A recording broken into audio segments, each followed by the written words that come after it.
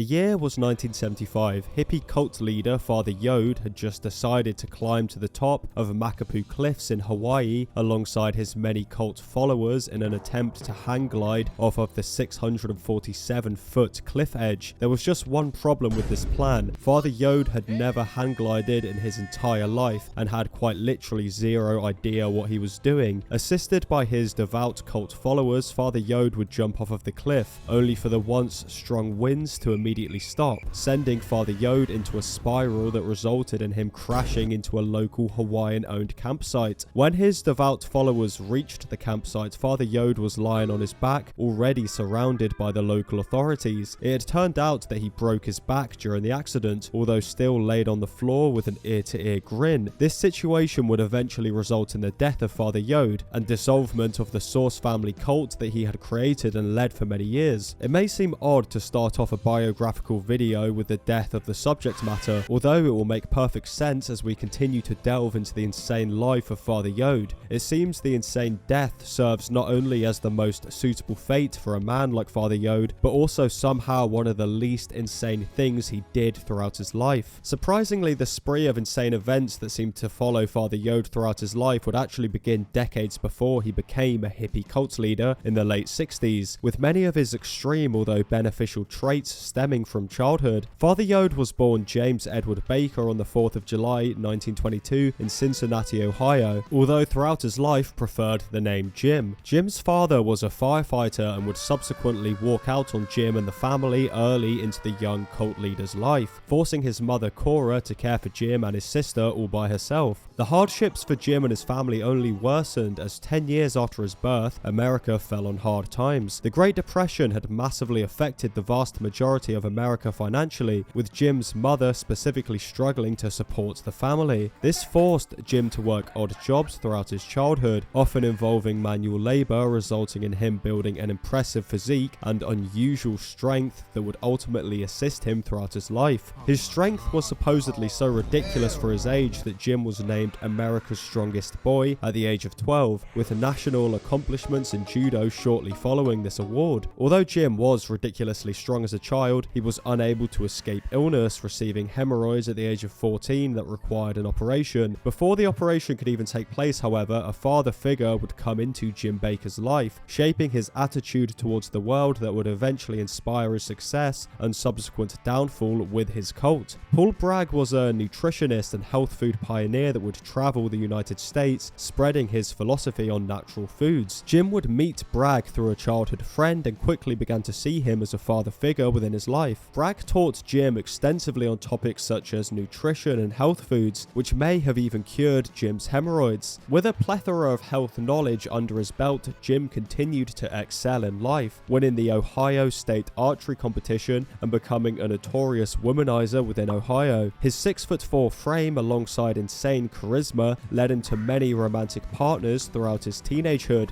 eventually settling down with a wife and daughter at the age of 19, not long before World War II. 1945 would see Jim Baker drafted into the Marine Corps in World War II. It would be here that he became an expert in hand-to-hand combat, actually winning the Marine Corps Judo Championship in 1949. He also apparently shot down 13 Japanese fighter planes and received a Silver Star within the Marine Corps. Upon returning home after the war, Jim Baker would attempt to settle down, opening a gym named Baker Studio of Body Culture. As would become routine for Jim Baker throughout his life, a simple life wasn't interesting enough for him. I mean, by this point he had apparently killed 13 men and was a national champion in various avenues, including literally just strength. I wonder the likelihood that this notorious sex-obsessed cult leader may in fact be lying. He decided he needed a change, and after being inspired by the stuntman of the time, believed he had to move to California to achieve his aspirations of fame and eternal attention. His first audition within the state would be for the film Tarzan, a role he didn't actually get, although Jim still decided to stay in Hollywood after meeting and quickly marrying a design artist named Elaine. Whilst married to Elaine, Jim would begin dabbling in occultism and astrology whilst running a small leather belt and sandal business to make ends meet. Although this life may seem more than comfortable for the vast majority of you, it still just wasn't enough for Jim Baker. He craved fame and attention, and it just so happened he would receive just that by doing something that he was already all too familiar with. death. Whilst living in Topanga, Los Angeles, Jim would often take care of his neighbor's dog. One particular incident involved Jim looking after this dog whilst the owner was in jail for 3 weeks. When the owner returned, an altercation ensued. The neighbor burst through the door demanding Jim help move his car, whilst continuously accusing him of harassing his dog. This argument eventually spilled outside and culminated with the neighbor holding a knife to the stomach of Jim. He responded by doing a judo throw on the neighbor that would make Joseph Rogan proud, and proceeding to karate chop him in the neck multiple times, eventually killing the neighbor. This may seem like quite literally murder, but you forget this is America and self-defense exists, meaning that after all the neighbors backed up Jim's side of the story, he was acquitted of any charges. If anything, the outcome of the killing was extremely positive for Jim, because as soon as the local media heard about the ex-Marine judo expert lunatic that killed somebody with his bare hands, they got sent into some sort of proto-clickbait frenzy, turning Jim Baker into a local hero.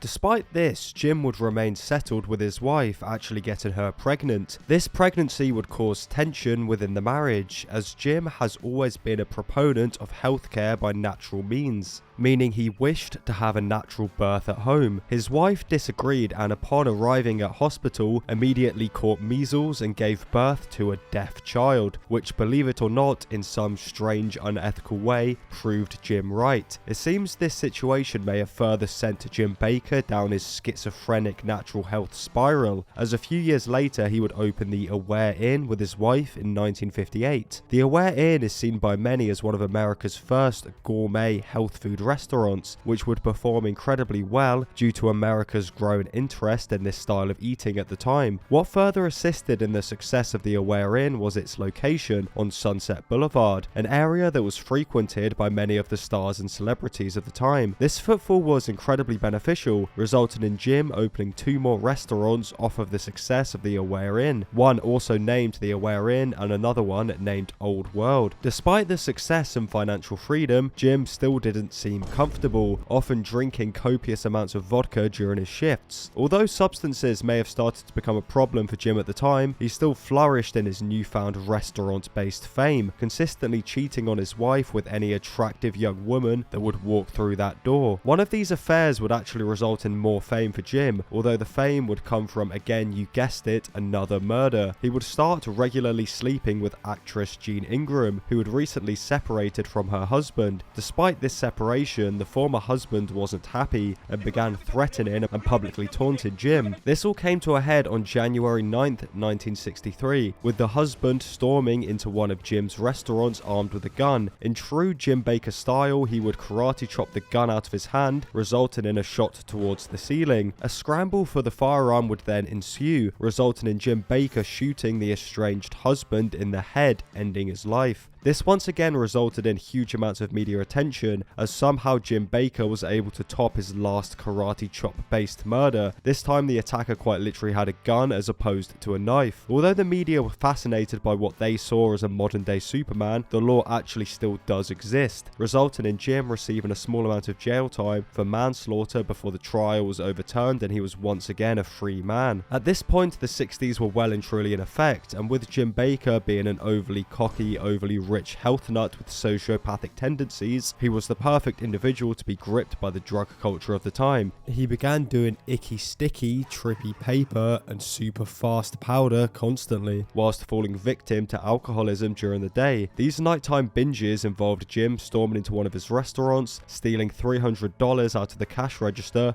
and blowing it all on speed and acid before not sleeping for days. This was able to continue for a long time, as the staff were too terrified of this man and his past actions to say anything to investors or management, which to be fair does make sense. A speed freak who had just recently had his hands registered as lethal weapons isn't exactly somebody I'd want to cross whilst working at a minimum wage health food restaurant. His investors would eventually find out, however, refusing to do business with him and booting him out. This of course resulted in another violent altercation in which Jim was unable to judo his way out of, resulting in his removal from the restaurant he had built. Jim Baker was now a fully free man, and if anything in this world world is dangerous is the idea of Jim Baker and freedom within the same sentence. You would have thought he would, like many in the 60s, become victim to the drug culture, slowly losing all he'd worked for, but this is Jim Baker we're talking about, and ridiculous luck was about as prominent as charisma or judo within his life. He would meet a random investor on a hike, resulting in the opening of perhaps the most successful venture within his life, if you don't count the cult of course. This venture would become the Source Restaurant. This restaurant would immediately become a hit, taking advantage of the hippie culture at the time by serving healthy food that was described as fantastic by critics, and hiring extremely attractive hippie waitresses that were picked out specifically by Jim. It was so successful that the Source Restaurant actually became the most financially successful restaurant per square mile within the US at the time. The restaurant didn't just reflect the hippie culture of the time through its food and image, it largely performed as one big hippie communist group. Each and every employee earned the same wage, with even the founders like Jim routinely doing odd jobs such as washing up.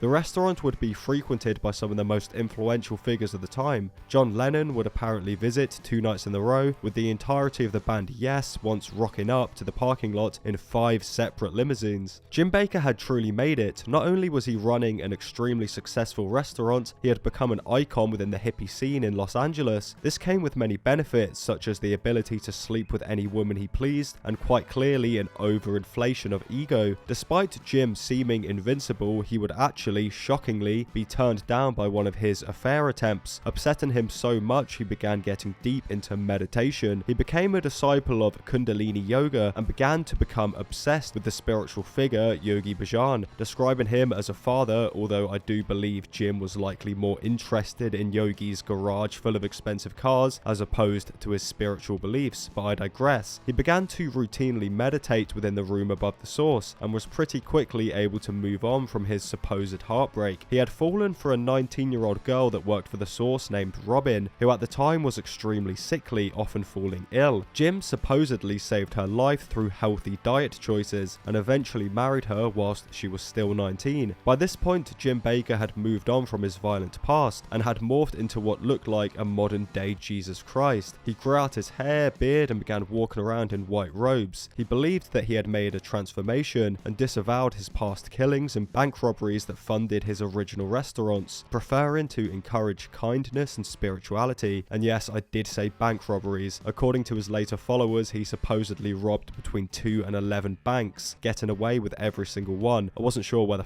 to insert that little piece of information, so there you go. Jim decided he needed to share his new outlook on life with as many people as possible, and decided alongside his wife Robin to advertise daily meditation sessions at the Source. This attracted primarily young hippies, with Jim utilizing the trendy music of the time to appeal directly to this group. This is where shit gets pretty culty. Apparently during these meditation sessions, attendees would witness electricity coming directly out of Jim's ears, and one story highlights an individual seeing nothing but whiteness and angels after touching Jim's shoulders. So this quite clearly did not happen, but this all does pose a question. Why do the followers still describe these events as actually happening to this day? Well, it has a lot to do with the audience base Jim was attracting to these sessions. Many of the workers at the Source were as young as only 12 years old, with this naivety combining with the culture of the time. You see, cults weren't exactly rare within Los Angeles in the 60s, with many of the contemporary cult leaders looking and acting almost identical to Jim Baker. The culture allowed for a charismatic businessman such as Baker to easily slip into the persona and attitude that was perfect for running a cult. The Source restaurant was built and benefited off of the trends of the time, with these specific trends mainly focusing on health food. It just so happened that health food, spirituality and hippie tendencies all basically came hand in hand at the time, meaning it would only be beneficial for the profits of the restaurant if Baker decided to suddenly morph into a magical mystical health food guru cult-like figure. This may seem like an insane idea, but at the time thousands of self-sustaining communes, aka cults, were beginning to pop up all around America, with the era being described by historians as the largest episode of commune building in American history. Many believe the origins of the cult explosion in the United States came as a result of the 60s, but in truth the foundations were laid around a decade beforehand. America was beginning to see an exponential rise in the wealth and influence of the middle class. It became much easier for anyone outside of the lower class to achieve the coveted American dream. They had the a fancy house in a safe area, they had the opportunity for higher education, they essentially had anything they'd ever want, but all it really did was just leave them wanting more. The youth of the time began to wonder whether the capitalist idea of a good life with a traditional marriage, comfy suburban home, and 9-to-5 job was all that was available. When the beatniks subsequently began exploring alternative lifestyles in the 50s, which then gave birth to the hippies in the 60s, it massively appealed to these same college-age kids who realistically had the ability to receive whatever they wanted, but disdained the idea and gave it up for a life of simplicity and spirituality. This combined itself with activism. The 60s saw the first time in US history where patriotism began to dampen in influence. The outroar against the Vietnam War, alongside racial, gender, and sexuality-based tensions, further alienated the idea of a traditional life for many in the 60s. Alternative living became the most appealing option for wealthy white kids with nothing else to do, with eventual cult leaders preying on that culture. This is where Jim Bakker, who was now calling himself Father Yod, came into the picture, building a decent group of loyal cult followers within the restaurant. The 50s and 60s were a mess in terms of the typical family dynamic. Fathers were often not present within the lives of especially the daughters. This combined itself with the confusion of the time, with many of the attendees of the source seeking a form of father figure, only instead of choosing somebody who could actually be beneficial, they chose a drugged up hippie stick draped in robes that allowed for easy access to his crusty cocky whenever sex suddenly presented itself. The meetings and meditation sessions within the source became more frequent, with Jim Bakker now demanding the name Father Yod and successfully fishing for various young followers. Although various trips to India with Father Yod's main goal being to smoke hashish and marijuana left the source in disarray, it was still financially successful enough to fund the cult that had rapidly formed around Father Yod. He scrambled to find some form of philosophy surrounding his new commune and essentially just combined any and every religion, philosophy or concept from the past, creating the most universally appealing spiritual teaching for many of the obsessed hippie freakish young people of the time. Despite utilizing the Old Testament, New Testament, astrology, Hinduism and anything else Father Yod could find in his scrapbook, the main message of the cult came down to just one thing: be kind to everyone and you will achieve what you want to achieve. This, combined with the supposed psychedelic experiences present in his meditation sessions, magnetized countless individuals to Father Yod, the leader of the newly formed Source family. Yod would quickly purchase a huge mansion in Los Angeles, putting all the money from the Source restaurant into the Source family. He would appoint his wife Robin as the mother of the cult and began just straight up running a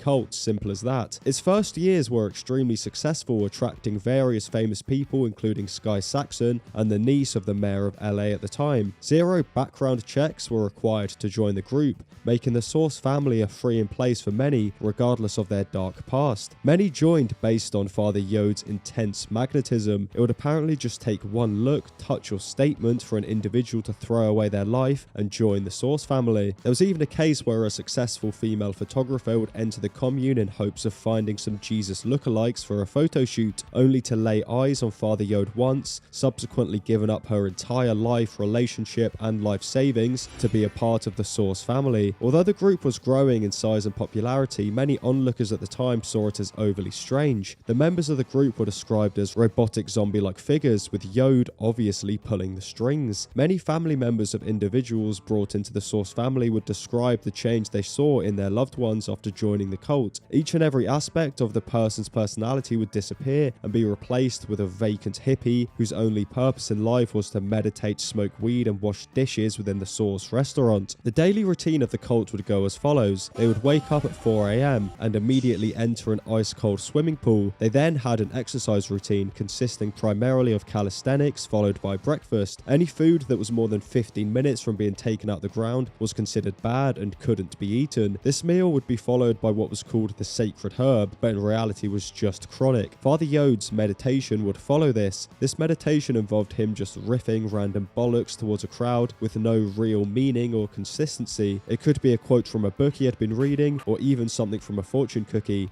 Knows with this guy. Father Yod began pursuing the idea that the members were specially selected people, and the children that these members would give birth to would be the saints of a new age. Despite many of the women being underage, sex and childbirth was heavily encouraged, with the first birth within the family being from a 16-year-old girl. During the natural home birth with 0 doctors present, the child would be born with its umbilical cord wrapped around its neck, resulting in a stillborn. Apparently after seeing this, Father Yod went to his knees and said, and I quote, "If you let this child live, I will pursue God." Before breathing a few times, apparently the child came back to life immediately and was given the name Solomon of the Sun. The most insane thing about this situation is the fact that it was all caught on camera. Obviously I can't show it, but it's present in the Source family documentary if you're interested. The second most insane and downright creepy thing is the fact that the mother was 16 at the time of birth. The PDF aspects of the cult began to draw negative attention, with law enforcement requiring the cult to release anyone who may be under the age of 18. Father Yod's solution to this, forcing each of these underage women to marry within the cult. This is where things start going a little bit insane. The family would start dressing in fancy dress from the past after Yod became fascinated by these time periods. They started doing ceremonial magic, regularly seeing vampires, and they would partake in an activity daily that involved staring at the moon until their eyes got blurry, subsequently being dropped into the halls of a mentor, a fictional place that was positioned within the center of the earth. You know, pretty light stuff. It became clear to a few members of the family that this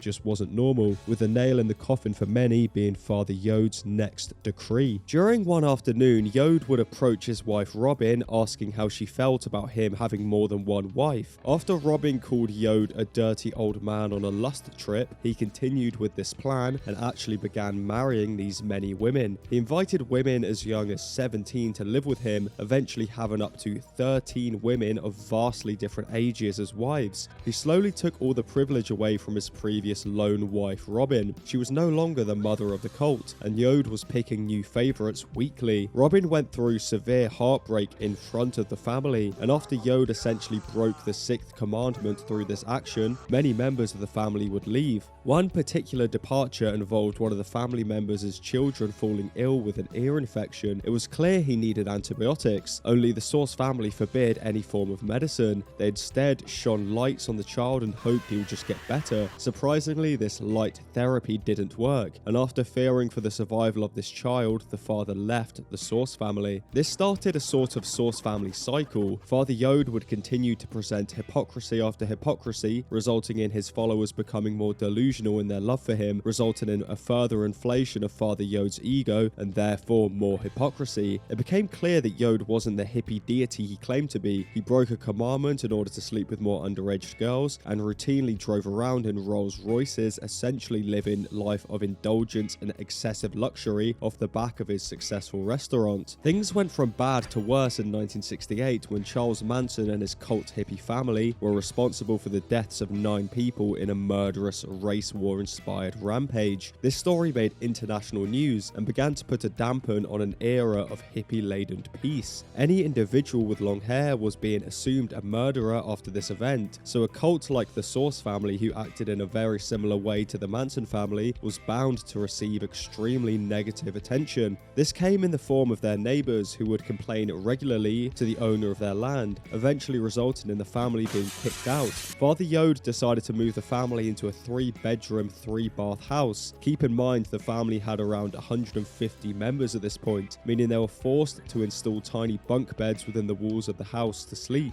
During this move, Jim Baker, the businessman, as opposed to Father Yod, the cult leader, was approached by an investor regarding the opening of a healthy ice cream parlor. What the investor didn't realize is he wasn't speaking to Jim Baker, the business-savvy hippie. He was speaking to Father Yod, the batshit insane cult leader, who proceeded to take the $30,000 and spend the entire amount on a music studio within the Source family land. They built a state-of-the-art music studio within a 2-car garage and began creating music. Thankfully, many of the members were extremely talented, resulting in competent and occasionally good psychedelic rock being produced within the garage. Unfortunately, Father Yod was involved, who couldn't play any instrument. Upon entering a jam session, Yod would begin rambling, screaming, and bashing on his drum completely out of time over improvisational beats. These songs would then be recorded between 3 AM and 6 AM and resulted in upwards of 65 LPs, although only 9 were fully produced and released. These LPs would be printed in small numbers and sold in the back of the Source restaurant. The band would change its name pretty consistently, with each name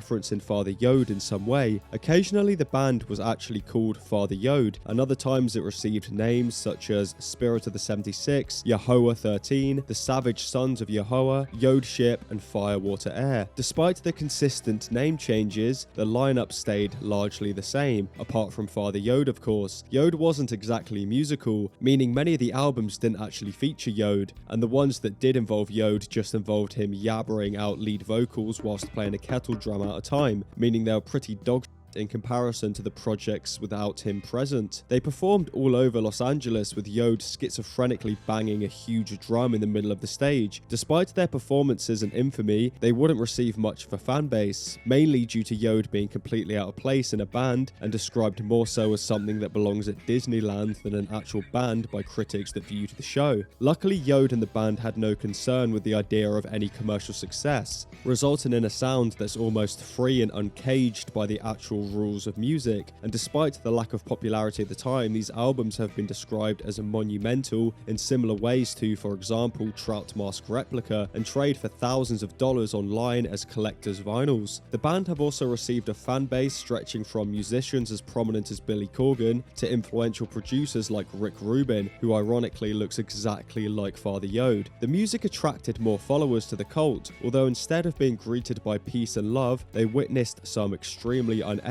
situations instead. Women within the cult were often forced to be in relationships with other individuals, regardless of their current relationship or interest in that particular person. If that seems weird, it's nothing compared to the sexual magic that became prominent within the group. Yod would begin partaking in sex magic, claiming that it healed the soul and wasn't partaken with the purpose of lust. It was around this time that the followers of Father Yod began actually calling him literal God, with Yod changing his name to Yahweh, which essentially just meant God. The negative attention only worsened. The entirety of Los Angeles hated the Source family, with any form of establishment or government attempting to take them down. This led Yod to a revelation. He looked into the stars and saw a nuclear war on the horizon. He demanded the family move to a small island in Hawaii named Kauai. Although this was just Yod's version of events, it's more likely the move to Hawaii came as a result of further negative attention from local authorities, who would routinely visit the commune due to the fact that none of the children within the group were attending school. Father Yod, now Yahweh's followers, moved to Hawaii expecting a beautiful spa with schools, healing centers, and self-sustaining farms. Instead, they were presented with a wasteland with no showers, toilets, or even places to sleep. If that wasn't bad enough, the locals in Kauai were extremely distressed by the family's presence on the land. As soon as they arrived, they were trailed by law enforcement as an intimidation tactic and began to receive regular harassment from locals. Regardless of this, Yahweh got to work attempting to build a new business for the family. You'd assume, based on his restaurant experience, he would attempt to start a new health eatery, giving back to the locals through great food and perhaps gaining more respect on the island. Yeah, no, he decided he would order his workforce, consisting of skinny hippie restaurant workers, to become fishermen, buying a boat for the purpose of fishing and a helicopter to spot the fish from above. They unsurprisingly sucked at fishing and had no need for a helicopter, meaning life began to become extremely difficult. The members of the family had been coddled by Father Yod for years prior to this. They were all extremely young when joining and had no experience dealing with hardships outside of the cult. They looked towards their Father Yod to solve any issue that was presented towards them. It just so happened that Father Yod was an individual in way over his head and was unable to solve these issues like he had in the past, causing more individuals to either leave or, more commonly, be further sucked into delusion as the reality of being stuck in Hawaii began to sink in. Their little helicopter-based fishing escapade only worsened their public perception. They were seen by the locals as evil and on the same level as the Manson family. Father Yod attempted to reach out and get an interview with the local news to stop these rumors, which did not work and only further inspired the locals to begin shooting bullets into the commune. Despite the family consisting entirely of spindly hippies boys who actively avoided the Vietnam draft years before, Yahweh ordered them to fight,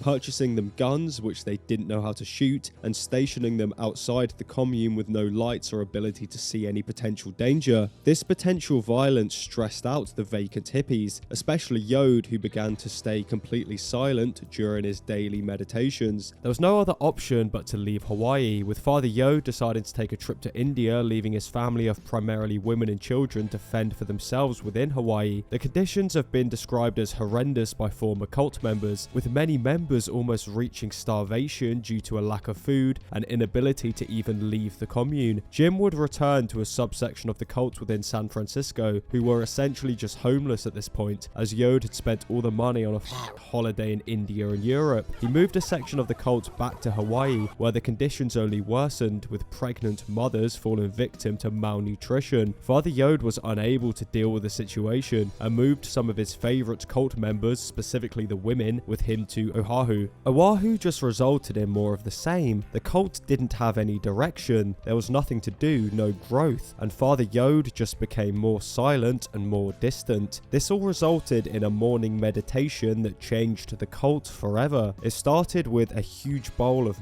mushrooms, followed by a hike in the woods. During this walk, Father Yod admitted to his followers that he wasn't God, he was simply just a man. He admitted that he was dependent upon God. This left the family members in shock, with many choosing to leave the cult after this point. The consistent downfall of Jim Baker, Father Yod, or Yahweh all came to a head on August 25th, 1975. As the family awoke on what was seen as a normal Monday, something seemed off. Father Yod had, for some reason, forced the current mother of the cult to wear a black dress as opposed to the normal white, and during the morning speech announced he was going to climb Makapu Cliffs to go hang gliding, despite having zero experience. The family urged him not to go ahead with this plan, but Father Yod was adamant, and the family left to go to the top of the cliffs. As they left the commune, they were greeted by an onlooker. Yahweh simply just said to the passerby, "Morituri te salutamus," which translates to "We who are about to die salute you." When they reached the top of Makapu Cliffs, the wind was incredibly powerful and perfect for hang gliding. The resident expert within the cult got Father Yod ready and prepared and allowed him to jump off the cliff. As soon as he jumped, the once powerful winds stopped, resulting in Yahweh nosediving and somehow being able to pull out of the nosedive a few times before crashing, leading to a broken back. When the ambulance attempted to take Father Yod to hospital, he actually did consider it, although was reminded by his family members that it went against everything he had taught them for many years. He was instead taken back to the commune, where I'd only assume the family members shone light and began violently chanting at him in an attempt to heal him. He eventually passed away as a result of this injury, although according to some sources, the autopsy found no broken bones or any clear injuries, which I call complete bullshit on. The fact that Yod was so close to breaking one of his core teachings when faced with injury proves the type of leader he was, with contemporary cults like Manson almost making him seem positive or beneficial just out of comparison, resulting in comedic accounts of the man that almost sensationalize him as a positive individual within many pieces of media. In truth, the Source family was incredibly unethical, and the more you read into alternative accounts from members outside of the main documentaries and articles, the more you're likely to find incredibly unethical and almost evil elements. According to certain members, Father Yod would let 2 children die as a result of lack of medicine, burying them on a hill within the Los Angeles home. The lack of medicine rule became so strict, despite consistent tragedy, that members were often afraid when faced with an incredibly sick child, with Yod just seeing the sick children as a form of burden. The sexual rituals also got extremely dark, involving the ingestion of a woman's blood, with discussion regarding the ritual named Kudosh apparently being against the teachings of Yahweh, which has limited the spread of this disturbing piece of information since it all went down. Father Yod believed that a person's blood was the river of life, meaning any form of medical help involving blood transfusions was banned. This seems to entirely contradict Yod's thirst for for menstrual blood-related sexual magic, as it is essentially the consumption of somebody else's river of life. Father Yod's supposed teachings of kindness also go completely out of the window when you learn how male-dominated the cult actually was. Women were forced to marry whoever Yod would choose, and were not allowed to be prominent figures within the creation of music or art within Source. Yod obviously saw women as subservient to men, and often claimed how they did not have enough emotional strength to deal with the outside world and must stay within the cult. There are even accounts of Father Yod treating any woman who had gained weight as essentially a sinner, immediately putting them on a diet so they could remain stick thin to remain within his perverted image of what women actually were. In truth, Yod was a power-obsessed maniac, often limiting the potential musical success of the band members within the cult by mentioning that any record label or producer would have to proclaim Yod their earthly spiritual father before working with the talented musicians. Upon learning these accounts, it becomes increasingly easy to analyze Father Yod. He was quite clearly an unethical man. His pre-cult actions prove this, so having the charisma and ability to take advantage of young men and women was clearly just second nature to him. The cult was very appealing at the beginning due to Baker's ability to give any work-shy hippie a livelihood and ability to live freely. He became spiritually awakened within this time period, which just so happened to be a time period in which every grifter in America was going through this exact same transformation. Yod then abused this culture to gain a following and essentially become a god, quickly shifting the rules surrounding the cult once he gained more power in order to essentially sleep with any follower he chose and continue to partake in his dark fantasy. Once running the cult became too difficult, he continued to run away as he always had done throughout his life, with his insane death perhaps being an attempt to cement himself in the history books whilst running away from his followers and responsibilities for one last time. It's clear Jim Baker was loyal to no one, not even his devout cult followers. He was simply loyal to lust and greed. After the death of Father Yod, the cult mother at the time, Makushla, attempted to take over, however was unable to lead the cult in any meaningful way, as Yahweh had a habit of appointing extremely young girls as cult mothers. I wonder why he did that. The family remained in a large house outside of Hilo, Hawaii, and continued to live in extremely negative conditions, eating and sleeping on the floor. The news of Baker's death spread across America in a similar way to his earlier killings. The Source family had just become a joke. Satirical articles, SNL sketches, everyone was making fun of the family. Despite eventually going their separate ways 2 years after Jim Baker's death, a few members stayed true to Yahweh, one of which was the group's photographer. Yeah, remember earlier when I mentioned a photographer who left her boyfriend and job after laying eyes on Jim Baker? To this day, that same woman apparently speaks to Father Yod regularly and has made it her life mission to document images online for the betterment of the cult. She also organizes family reunions and apparently is yet to complete her mission that was appointed to her by Yahweh. The strangest thing about the saga of Father Yod and the Source family is the fact that a few of its previous members reflect on the cult extremely fondly and still claim to this day that much of the magic and godly miracles produced by Jim Baker were completely real when they saw it with their own 2 eyes. This has actually resulted in abuse thrown towards former members that attempt to reflect on Baker in a way that isn't completely positive, attempting to create a narrative that still somehow paints Jim Baker as an entirely good man, despite the fact he killed multiple men, lied about military achievements, and essentially sexually assaulted underage women under the veil of spirituality. Jim Baker left a trail of destruction after his completely and utterly